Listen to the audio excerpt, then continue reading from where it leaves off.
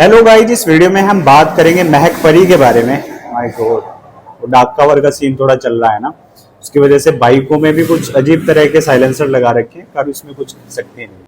तो दोबारा टॉपिक पे वापस आते हैं। तो महक परी के बारे में बात करेंगे। जिला संभल की, और उन्हें जेल हो गई थी, इन पर एफआईआर दर्ज हो गई थी। अब तो जमानत से बाहर है, लेकिन इनके बारे में हुआ क्या था आज उसके बारे में हम थोड़ा समझ लेते हैं। तो ये कंटेंट क्रिएटर हैं इंस्टाग्राम पे, और इंस्टाग्राम पे कुछ ऐसा कंटेंट बनाती हैं जो थोड़ा अश्लीलता भरा है और गाली गलौज से इनके उसमें भर भर के है।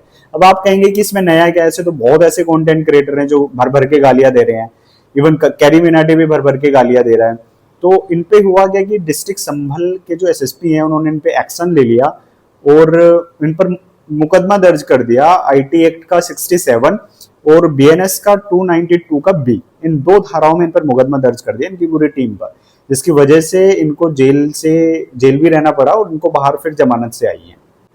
लेकिन इन्हें हिदायत दी गई थी इस तरह की कि अब ये इस तरह का कंटेंट नहीं बनाएंगे। लेकिन जैसे ये बाहर आई हैं उन्होंने फिर से दोबारा से वो उसी कंटेंट पे आ गई हैं, क्योंकि उस कंटेंट को बना के ये महीने का ऐसा बताया जा रहा है, मैं कंफर्म नहीं हूं कि ऐसा बताया जा रहा है पुलिस के द्वारा कि ये 25 से 30 हजार रुपए उस कंटेंट से कमाती हैं।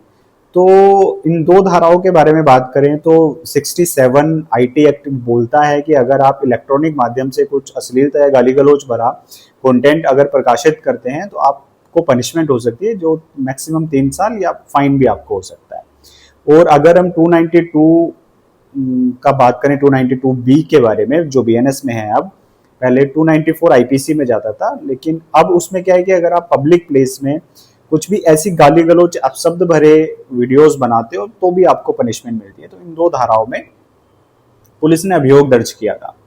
लेकिन वहां से आने के बाद, पूरा समझाने के बाद भी हुआ क्या कि इन्होंने फिर से उसी कंटेंट को बनाया जिसमें पुलिस के द्वारा मेटा को यानी इंस्टाग्राम को अप्रोच किया गया और उनके अकाउंट को फ्रीज कर दिया गया है।